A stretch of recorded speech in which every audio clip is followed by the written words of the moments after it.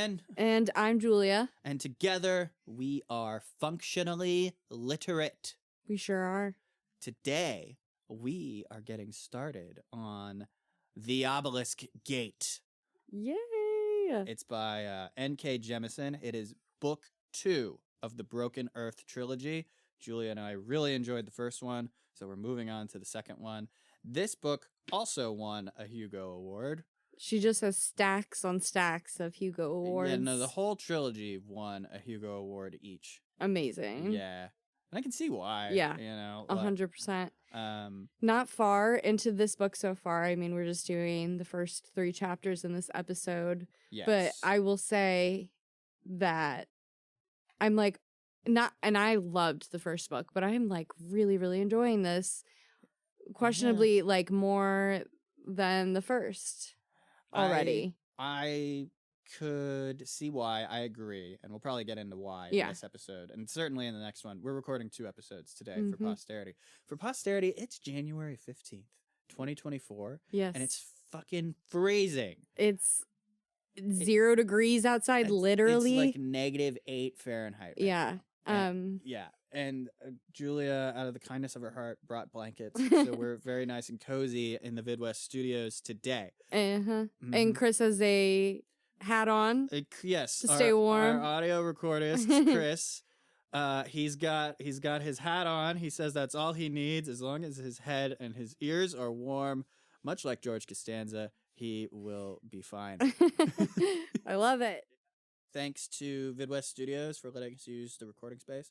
Thank you, Julia, for being my co-host. Thank you, Ryan, for having me. Thank you, Jake Weller, for doing our music. As always, we love your music.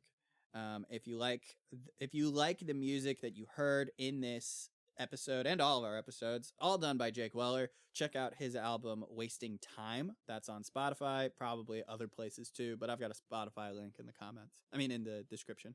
Thank you, Chris, for being our audio recordist. For the second to last time. We appreciate you. Yeah, thanks, Chris. Is going to be moving on to his own project soon, which we'll be talking about when that kicks off. Okay, so without further ado, let's get into it. Chapter 1. Nassun on the Rocks, in which a little girl witnesses her brother dead by her father's hands and is spared his wrath for love of her.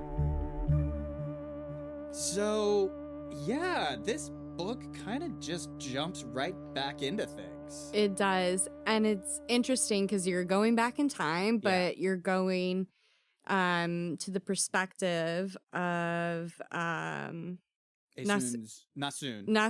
Asun's daughter. Yeah. And that's interesting because, you know, in the first book, minus the prologue, this is like how it started. Yeah.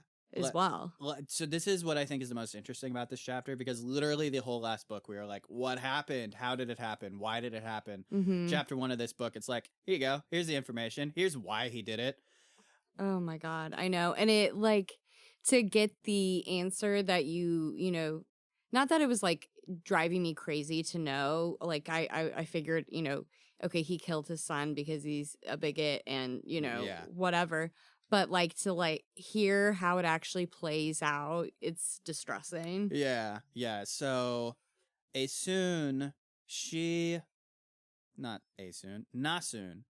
wants to get out of town. She's trying to get away from her mom. She wants to be a lorist. She wants to be a lorist so she can get away from her mom. Yeah. So, yeah, she, not knowing any better, because she's 8, she uses her powers to get a diamond. And then gives it to Ren'Thri, the lorist that she approaches. And she's like, I want to be a lorist. And Ren'Thri is like, what the fuck? Where did this child get a diamond? Right. I cannot accept this gift. But so she humors the kid and, you know, tells a bunch of stories. But then, yes, that night concludes, I can't keep this. Yeah. I can't. So Ren'Thri asks around, figures out who this girl's parents are, goes to her house and gives Jija.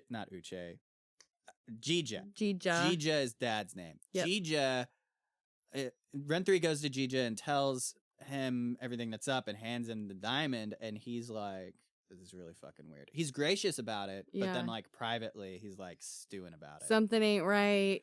Yeah. Because, like, Hoa, because we know that Hoa is the narrator now. Right. Which, oh yeah, hold on, time out for a second. Hey, if you're like, for some reason, this is like your first episode of Functionally Illiterate, Mhm. that's weird. I hope you read the book and you'll be able to follow along. If not, hey, there's a whole other book, the 5th season. You should totally go and read that book right now. And then get back to us. This would be filled with spoilers. Yes. Spoilers abound for book 1. Yeah. Yes. Time in. Hoa is telling us that Jija would have figured it out anyways. Yeah. He was like, this is very important. He would have figured it out eventually. Mhm. But if you want like one thing to point to that like made him do it, this would be it. It Right. started with the diamond. Don't tell Nassun that when you find her. She doesn't know. She doesn't need to know. Hoa, always protecting. Yeah. I mean, I think that's fair. Like, Mhm. imagine being told that. Sometimes ignorance is bliss. And Yeah. I think that fits the situation. Genuinely. But yeah, so Jija does the thing. He kills Uche. Well, because Uche realizes Yeah. that he has the diamond in his pocket. Yeah, he without like through his powers, Mhm. he knows something that no normal child He's would like, know. what you got in there, why daddy? why shiny in pocket, daddy? Yeah. Or something like that, and then he just fucking goes into a rage and bludgeons the kid to death. Insane. It's just insane. Yeah. And just I don't know. I'm like, I try to wrap my brain around this like reaction, which I don't know, man. I'm shrugging. I don't know. Like, he lives in a society that is deeply prejudiced against origins. Mm-hmm. Everyone fears them. Right.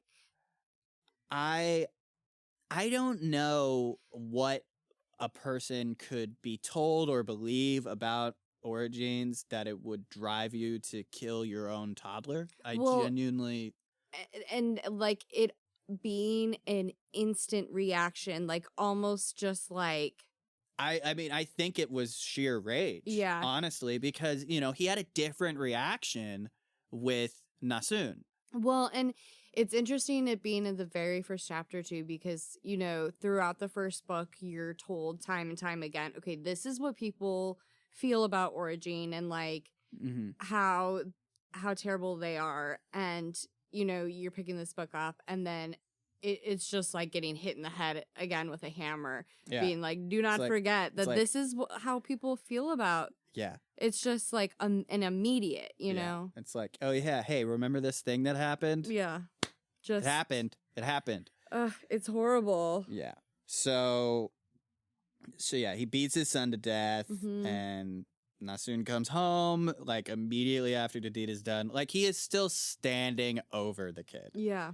And she is just not processing it. She's like, she's not allowing herself to process it, you know? And like, she just doesn't know what's going on. And he's like, are you one of them? And she's like, yes. But she doesn't know what she's saying yes to because she's shocked.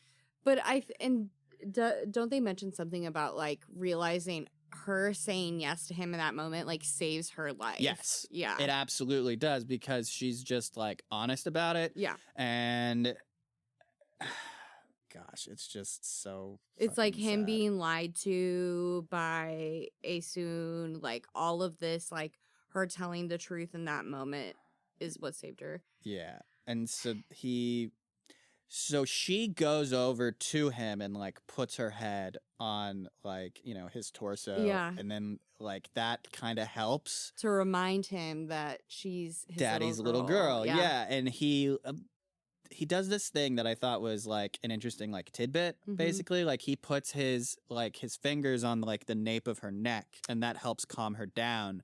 Yeah. And the reason why is because that's where the Sesapina is. Yeah. And so like when he does that, she can like assess him more fully. Uh-huh. And it's always calmed her down. She's never known why. None of them's ever known why, but that is why. Right. It's like, thanks, Hoa, for that information.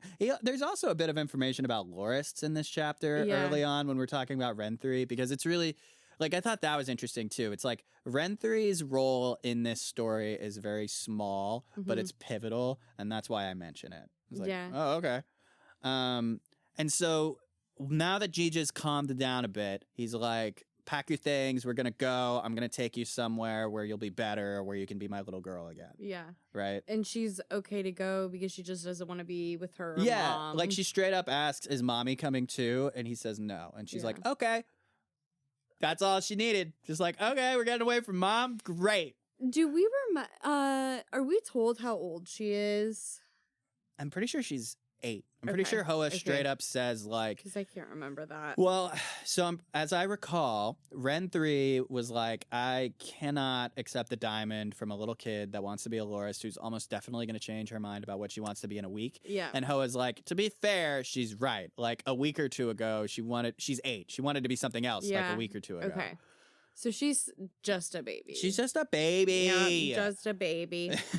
Little baby. Little baby. But yeah, that's chapter 1.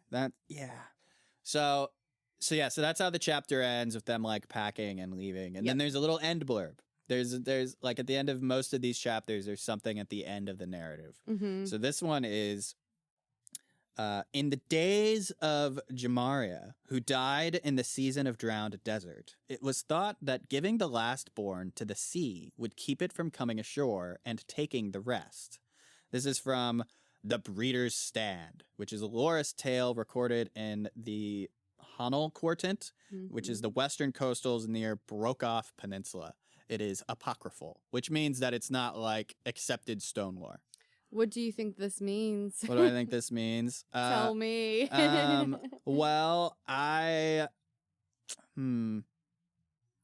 giving the last born to the sea would keep it from coming ashore and taking the rest.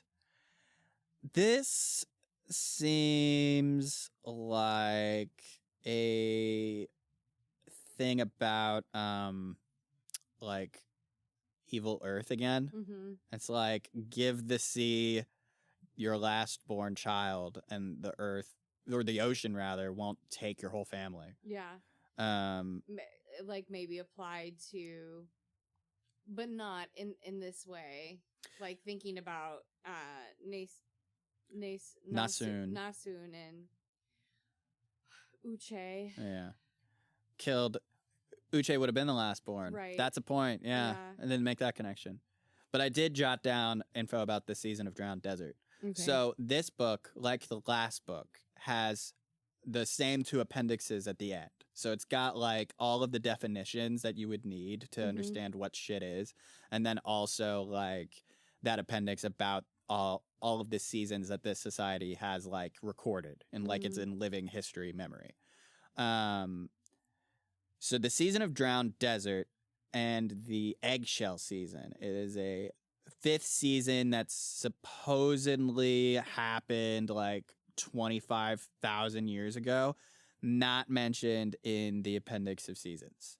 The earliest recorded season in the appendix is the Twin season, which occurred approximately 12 and a half years before the events of the trilogy. So why did I write that down?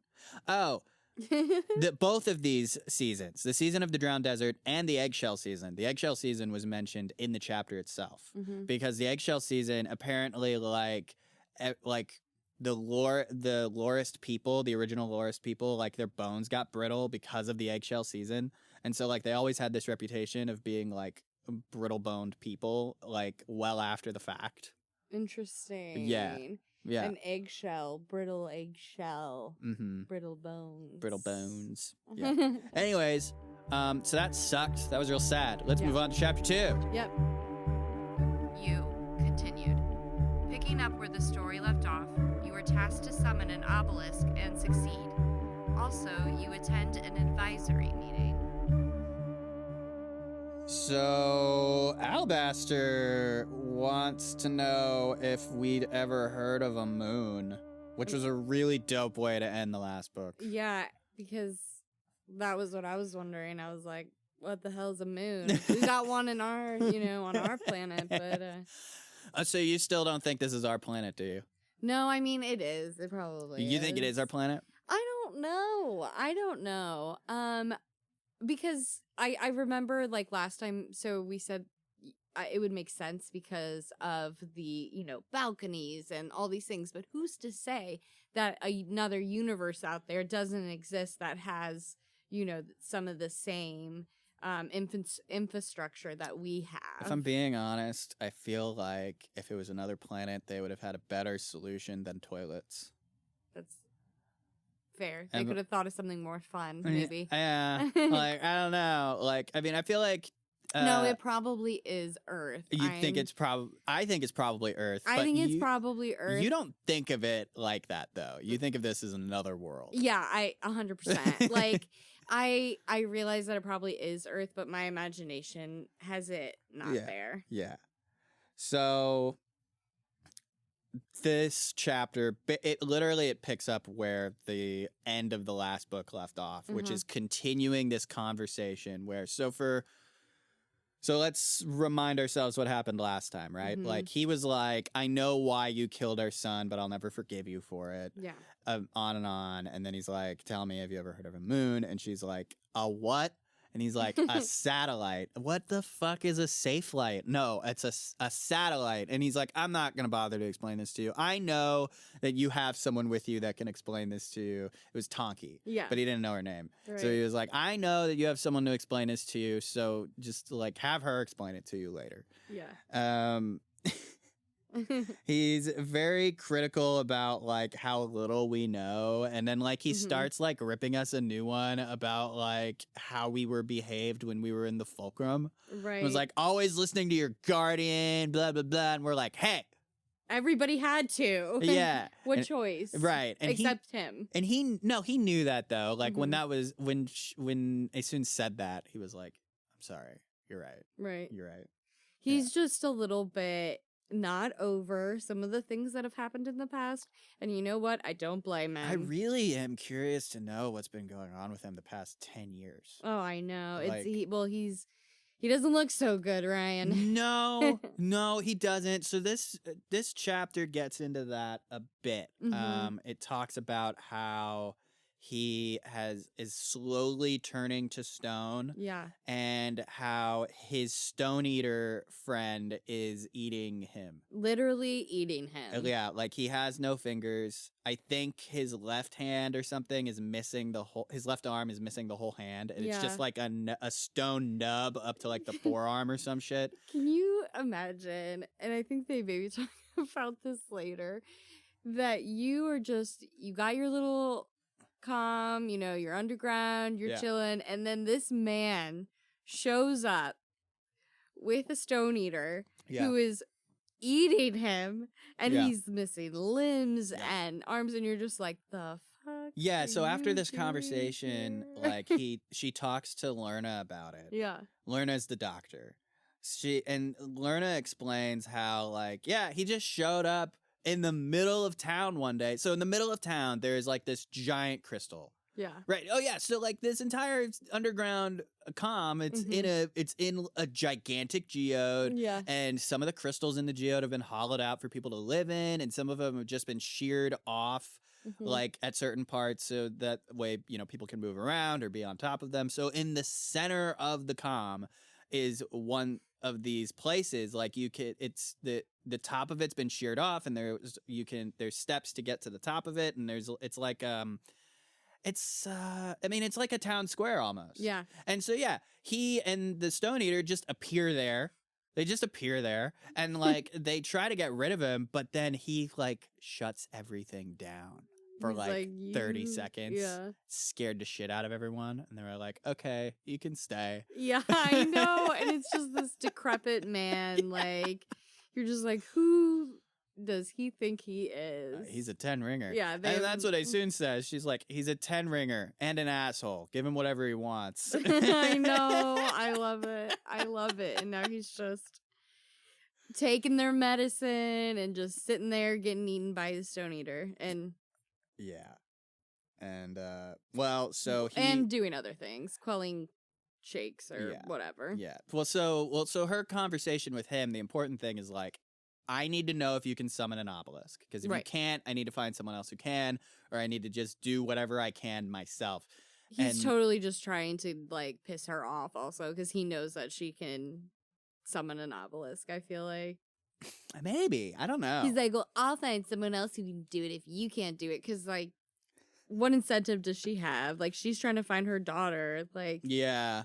Although I feel like at this point she's kind of losing that drive. Maybe that's not as much of But yeah, so she motivation. She goes to she wraps up this conversation with him because he's tired, and she tells Antimony, which is his Stone Eater friend. She tells Antimony, like, take good care of him, and she's like, as I would any precious thing.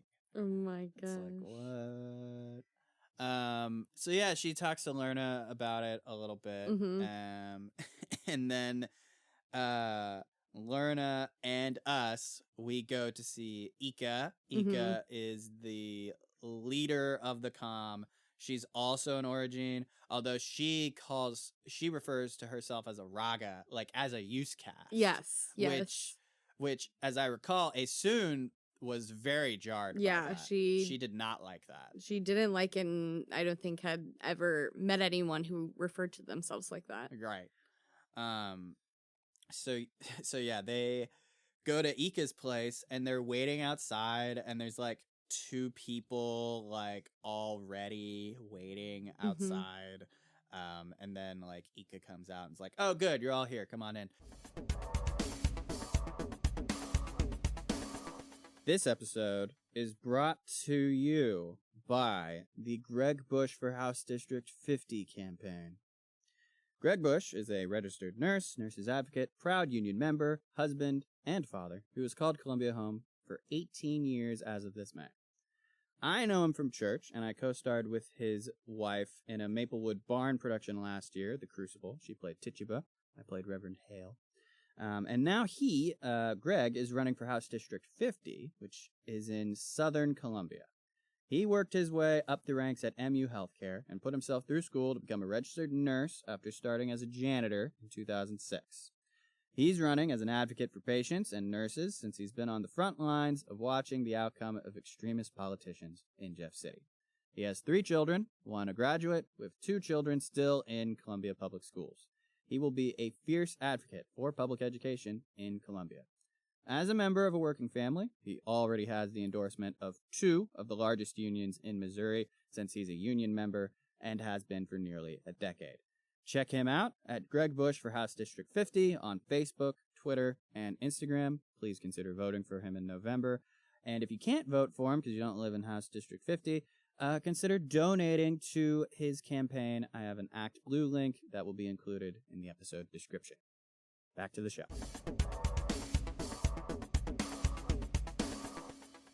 And we're like, I need to talk to you. And Ika just stares at us like, no, or you're going to talk. I'm going to talk to you. You're going to come in here. Like, she just meetings in session now. Yeah, meetings in session now, literally. And like, she just says nothing until we get the hint, like, you're calm, your rules, fine. So we all go in. It's Ika and us and Lerna and Hyarka Leadership Kastrima and Cutter Strongback Kastrima. Although Cutter is actually an Origin, he just doesn't acknowledge it. Which is interesting. Yeah. Hyarka makes Asun nervous because whenever there's a leadership cast person around that isn't actually a leader, it usually causes problems. Right. Which I could see that. Yeah. Like, if you think your whole job is to be a leader and you're not a leader, probably bristles a bit. Yeah. What's your purpose then? Right. What are you supposed to be doing? Well, I guess be a strongback. Yeah. Suppose. Time for a job change. Yeah. So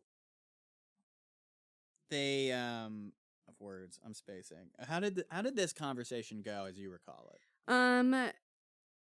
Well, they kind of just talk about different things that they're dealing with as the season is going to start and how it's going to like affect things. And is this the point where they do a little bit of a cannibalism drop? They talk about cannibalism as a last resort, yeah. but you know, a possibility. As I recall, Asun like is thinking about it, but I don't know if it's actually mentioned in this conversation because it's straight up like an advisory committee meeting, right? Yeah, and they talk about like the issues that Kastrima is having, like for instance that the water is not hot enough. Which Asun is like, that's not a real problem. You have running water. You can take showers. Who gives a fuck if it's not warm enough? Right. And like somebody says like, well, we're a little more accustomed to then we live in a diamond, okay? We are bougie. We want hot water. we live in a diamond. We only expect the best. Right. So that's great. So yeah, we also learn that the hunter use cast has been reestablished, which is a strong indicator of how bad things are or are soon going to get. Right. Because hunters are a defunct use cast. There's no need for them normally. We'll change plans. Yeah. The big thing, I mean, like, to me, that stuck out in the whole meeting is, you know, Asun's like, you know, being patient. She's like, look, I gotta go upstairs. I gotta try to move an obelisk, or doesn't necessarily share that information. Asun says that. Yeah, but at the end of the meeting, she's like, hey, listen, let's go. I've gotta go topside. And yeah, right, because that's why the whole reason they went to Ika in the first place is because Asun told told her, like, hey, I need to go topside. Yeah. And he's like, you can't do that. No one's allowed to do that, especially new people. Like, right. You're not trustworthy yet. And because we saw Alabaster again, we're feeling a bit ornery. Like a bit of cyanide's poking through right now. Right. And it's like Ika can try and stop us, and Lerna's like, hey, why don't we just go talk to her? And not like a confrontation. Let's not. You're gonna join our board of directors, and then we'll talk about what you want. Join the advisory committee. Yeah. And like, I think it's interesting why she joined the advisory committee, because she and Hoa are like the newest arrivals. I know. Which I could kind of see that, because like, you know, making this about real life for a second. Sure. Like, I was on a committee that wrapped up recently because of how new I was. Like, they felt like I had something of value to say. It was an internship committee. Like, we had an intern minister at our church, and I was a part of his committee, in part because I was so new. Yeah, you can bring fresh perspective to an environment and new ideas. And a new personality is helpful, too, sometimes, to, like, kind of mix things up a little. Yeah, because everybody else on that committee, other than our intern minister, they were all people that had been members of the church for a long time. You need new blood. Gotta have new blood. Yeah. And so, yeah, Asun's new blood in this case. And Hoa, too. Yeah, because they have the most current information about what things are like up above. They've been trekking through it, so they can give them the down low on what's going on. Yeah. Let's see. Yeah, we're not sure. I'm looking at my notes now. We're not sure how much new information we can bring. But once we say that, we remember how people from the Equatorials had a sash or something to indicate that they were once upper class. Because that affected how people approached other people. Like, unless you used to be rich, like, certain people wouldn't approach you. Right. Which I just, like... Dumb. It just really, really... grinds my gears, honestly. Like, this idea that, like, even in the apocalypse where money means nothing, formerly being upper class means something. And so you have to, like, if you gotta rep yourself. It's like, hey, I've got this pretty sash. Oh, you've got that ring. You were once upper class too. Let's join up. Cash is king. Cash is king. These people suck always. Yeah. People suck everywhere. Yeah. Yeah. So yeah, let's see. There was hot water's not hot enough. There's a shortage of potters. Oh no. There's too many people that can sew. There's not enough meat. Fungus was found in several months worth of grain that had to be destroyed. And then that's when Ika's like, I can't talk about this shit anymore. And then that's when we approach her like, hey, I got some shit to do. I gotta go topside. And she's like, what kind of shit? And she was like, origin shit. And like that was an indicator for some people to leave. Yeah. And the learner was like, I'm not fucking leaving. And we don't like that because it's like, he's not a Raga. We don't want to talk to him about it. And he also, bad blood between the two of them right now. Well, I mean, or it's a tough time, I guess. I mean, she did destroy his town. Right. Their relationship is on the fritz. Yeah. So she does convince Ika to let her go topside, but Ika insists that she also is going to go topside with her. She wants to come with. And so, they do, but like, Asun's like, listen, you can't do what I'm going to do. And she's like, I'm going to do what I want. And then like she convinces her like, no, you're not, because you will probably kill yourself trying. And everybody around here. Yeah. Like, because she's trying to explain like what a battery is, and Anika's like, I know what a rusting battery is. Right. A rusting. I love it. The relation, it's so fun because the character interaction between like everyone is always just so good. Like it's everyone's sassy and has like, just still a little bit of like humor in there. I don't know. It's nice. Yeah. But yeah, so they go topside, and Asun notices like how quickly she got accustomed to Castrima, even though she hasn't even like been there a day yet. Right.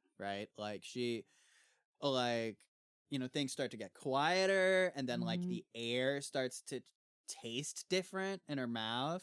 Yeah. And then like when they get like also like the climb up obviously is a pain in the ass. Yeah. She said everyone's out of breath but her because she's been walking miles. Right. And also Ika like handles herself second best, which we notice, and we're like, oh good, you've been staying in shape. Yeah. Great. We approve. Right. We love an in shape leader. Yeah, exactly. But yeah, so we go topside, and we realize we're in a different building, and we're like, oh, of course there would be multiple entrances from the topside like abandoned town. Like why wouldn't there be? So yeah, she's like trying to figure out how to do this. She's like trying to remember how you like got like attached herself to obelisks before, and she was like, part of it was like looking in the direction of it.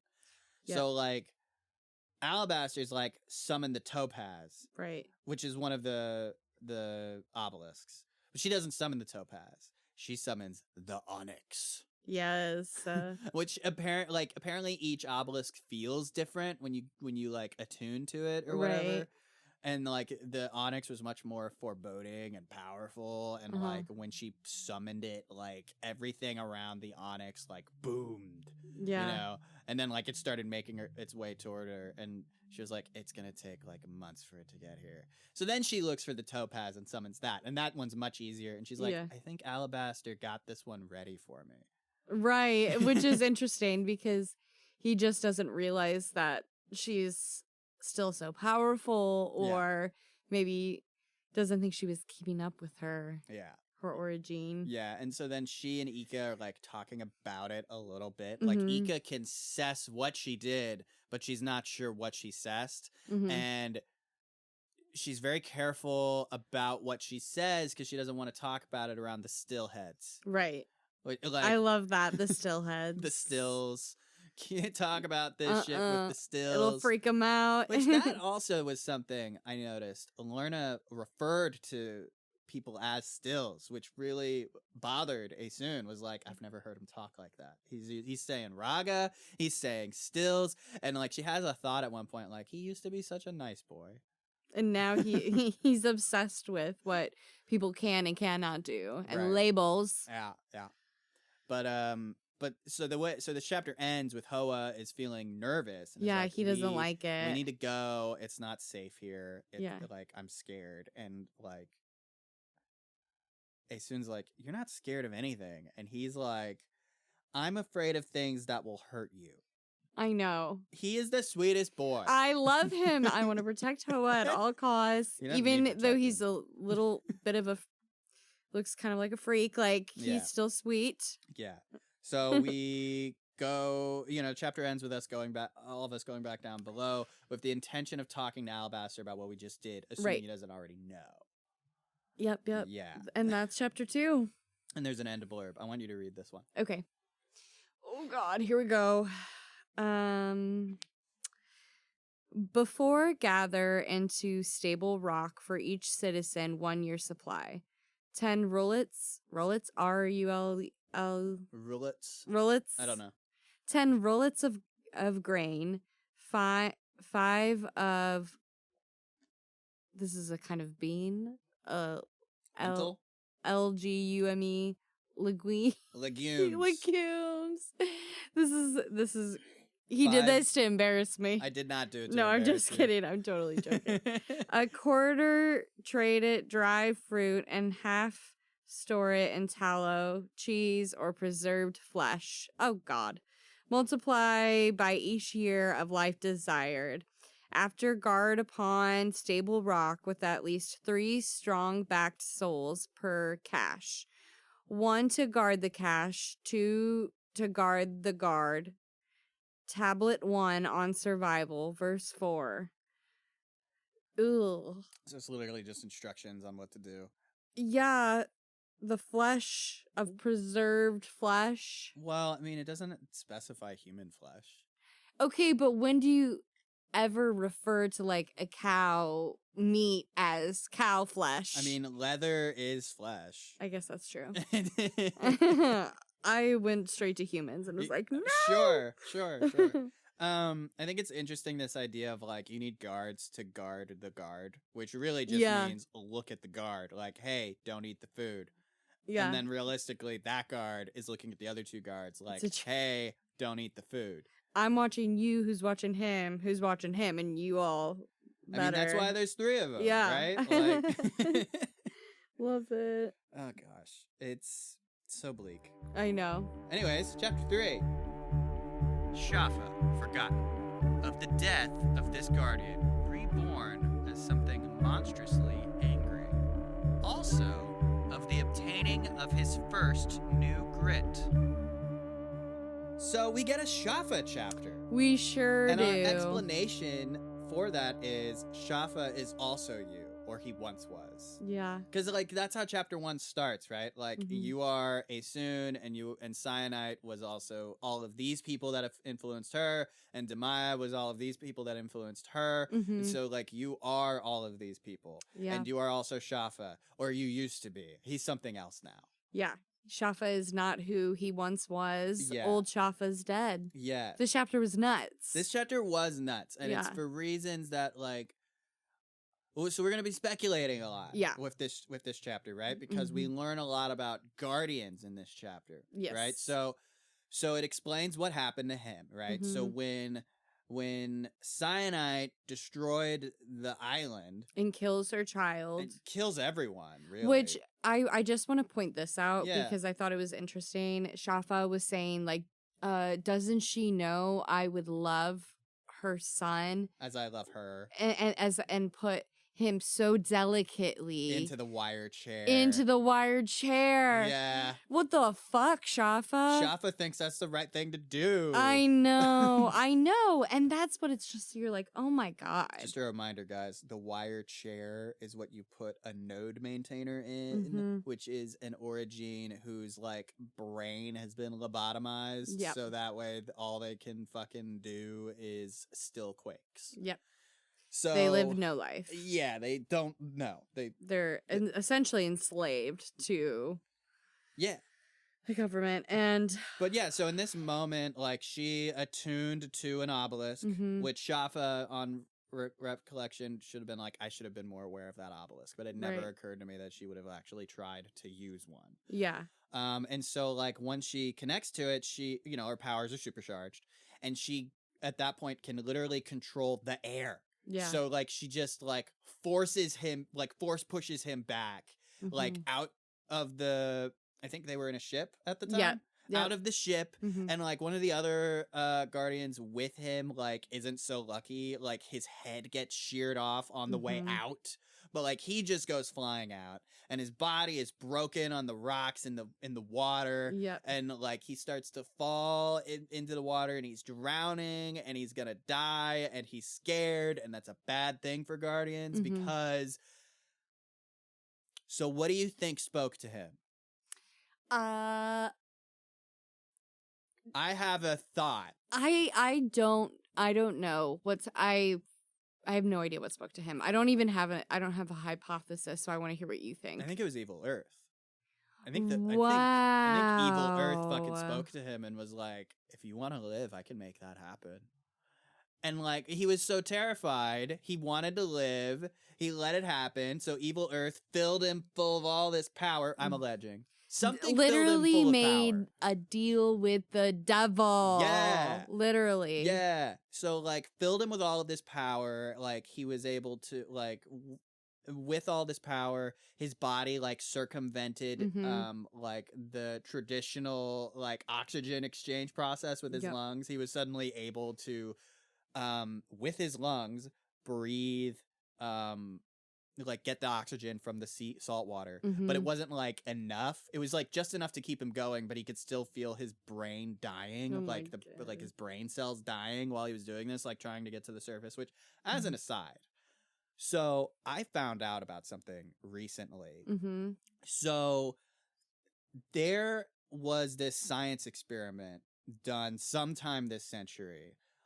Like someone wanted to know, like what would happen if like you were breathing a fluid that was like very oxygen rich? Like how would that affect you? And they found out. So like scientists were able to create this incredibly oxygen rich liquid, and they had people breathe it. What the fuck? And so would you like to know what it feels like to breathe like breathable water? Yeah. It feels like you're drowning. I would imagine it's like terrible. Like everybody that did this was like, this felt extremely uncomfortable. It felt like drowning, but not dying. 0 out of 10. Do not recommend.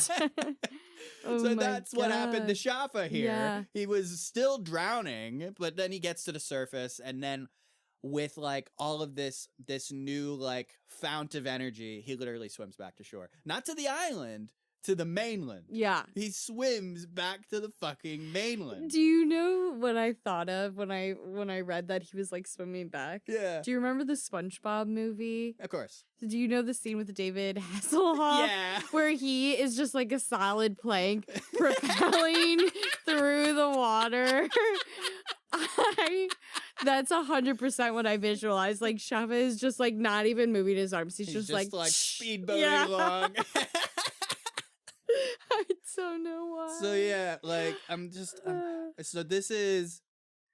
Hold on, I'm looking at my notes. No, you're fine, because that's such a good image. Yeah, I'm just looking at my notes about like what it did to him, right? So like he was able, like of his essential bones healed, none of the non-essential bones. Right. And then he was able to breathe water until he was able to get to the surface. Right. But his brain was still dying. It just was slowed, that process.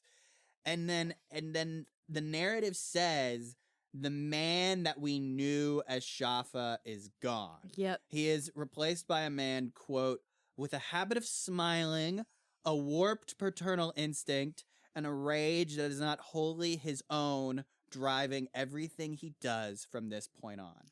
Perhaps you will mourn the Schaffa who is lost. It's all right if you do. He was part of you once. It's interesting because, you know, she spent the whole first book building Schaffa's character and motivations and what drives him, what's important to him. And then at the very beginning of this book is like, throw all that shit it's out the gone. window. And now he's I love your hypothesis of evil Earth because that is now what is going to be motivating him. If you're correct, If I'm right.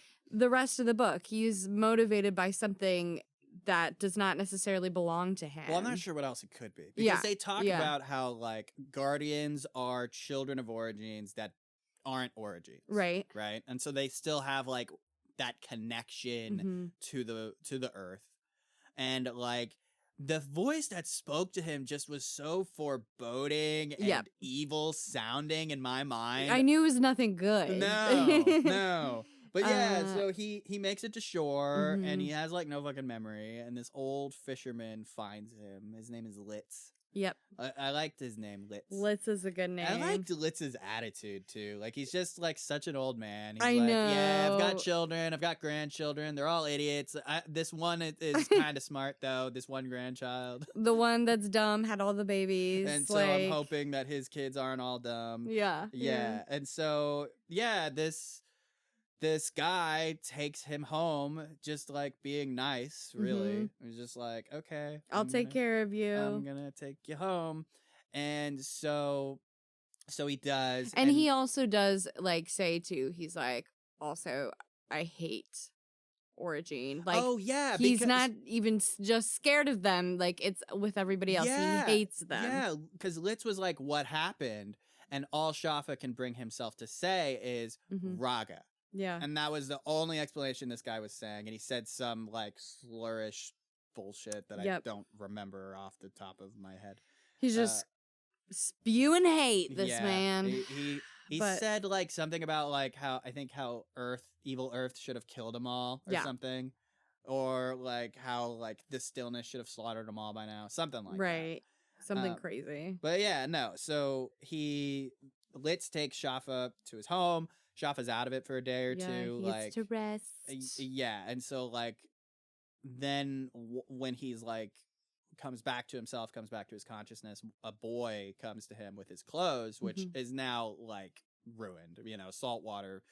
Like it used to be like a burgundy outfit. But then, like, the salt water, like, just bleached it all. You can't tell that it's a uniform anymore. The only way he could tell that it was, like, the color was originally supposed to be is because one of the pockets is still burgundy on the inside. Yeah. And so the kid noticed that, too, and straight up asks him, like, are you a guardian? And Schaffa's like, what the hell is that? Yeah, I love that. He's like... Truly, old Schaffa dead. I don't even know what I was before. What's a guardian? Who's that? I don't know. But yeah, he's talking to this kid, Eats. And so Schaffa, you know, he's confused at first, but he's thinking about it, and he's like, I must have been a guardian. Yeah, yes. and things like kind of come back to him in bit. this moment, like as he talks to Eats, like. When Eats kind of confides in him that he has this power. Yeah, because Eats is an origin, too. Right. Yeah. And he's like, oh, I'll take care of you, little boy. Yeah. And so then he does that thing that he did a lot in the first book, where he touches the nape of Eats' neck, but we get it from his perspective this time. Yeah. And like, so he's like, he takes something from Eats, and he's tempted to take it all from Eats, but he's like, no, I can't do that. There'll be more later. Yeah. Like, he's what? hungry for something. Right. Because so now that he's like taken in this power, he needs more. He's got like this void in him that is constantly hungry for power. Yeah. And so he tells Eats, yes, I will take you with me. It won't be safe for you to stay here. And Eats knows this. He's like, great, absolutely awesome. I'm going to go and collect all my things. And so then... And he's like, talk to my mom for me. Yeah, and so he does. He goes and talks to Mom. He tells Mom what's up. And Mom is like... through this conversation, Schaffa's like, this sheep has to die. I'm paraphrasing. Yeah. But like after talking to her, because it never occurred to her that like the family would be a threat to him. Right. She was just worried that he was a threat to the family. And it almost pisses Schaffa off a little bit. Almost. Like he's almost like, how can you not think about this at all? Like how could you not think that they wouldn't want to kill him? Like, do you know your dad? And it's interesting just because Schaffa was just so confused earlier, but we slowly see parts of like his opinion or what was form a little bit, but nothing like firm. It's like the things that were like subconscious thoughts Yeah. are still there. Right. Like when he's not trying too hard, things do come back Right. to him, you know, Which like, is interesting. it is. Yeah. And so he like does the same thing to her that he did to Eats, only it kills her. He takes the same like whatever from her, and then he does that to everyone else. Schaffa hungry for power. Yeah, so Schaffa just fucking kills everyone. And then he learns, because he, like, when he goes and, like, tries to do the same thing to Litz, Litz fights back. He snaps Litz's neck. He realizes he can't take this power from a normal people, or, well, from anyone when they're dead. And if he tries to take it from normal people, it'll just kill them. He can only take it from Origins, and they'll still survive. Right. Unless he feeds fully. He's like an energy vampire. Yeah, it's interesting. So I had a question for you. Okay. I remember I texted you about this. I was like, here's my question. I want you to jot down this answer because you're going to find out the answer to this question later. Yeah. So what my question was to you at the time was, what do you think it is he's taking? What did you put your answer as? I actually need to pull this up on my phone because I did write an app for it, or wrote in my notes app. Some sort of energy life force. Yeah. I mean, whatever it is, they need it to be alive. Yeah. Yeah. Yeah. And it's interesting how Origins seem to have more of it. Or maybe I'm like almost thinking of it as like a well or something. Like a normal person's well isn't as deep. It's very shallow. Yeah. Like, and then the Origins, you know, you can pull and you can pull and you can pull from it. But I would assume that there's definitely an end to their well of energy or whatever. But yeah, so he goes around killing everyone except for Eats' siblings and cousins because he's not a total monster. Yeah, he's like, those are children. Yeah, I'm not going to kill children. Yeah. Something interesting that I noticed here when he was like going and taking everybody's power was that one of them like had a little more power than the rest and was like, this one could have been almost could have been an Origin, could have been a Guardian. Yeah, so that's interesting about the difference between a Guardian and an Origin. So do we think that it's maybe like if we're thinking of this well living in the, how do you say it, Sapine? Sesapine. Yeah. Like maybe it's like how developed is everyone's Sesapine. So like a Guardian's is like, I wonder if developed, but not as developed as Origin. I wonder if stills even have Sesapine. I bet that would be fucking blasphemy to even suggest. Yeah, you know what? Good point. Good point. Or maybe they have one and it just didn't like turn on or kick on or something. Oh, like an appendix. Yeah, exactly. Wait, that's awesome. So my Sesapine burst. I need to get it removed. Sorry. Okay. So when he's done, he goes and meets up with Eats, and Eats is like, "Did you tell her?" Yep. And he was like, "Yeah, I told her. She said that she'll miss you." And he's like, "Can I go talk to her?" And he's like, "No, I don't think that would be a good idea."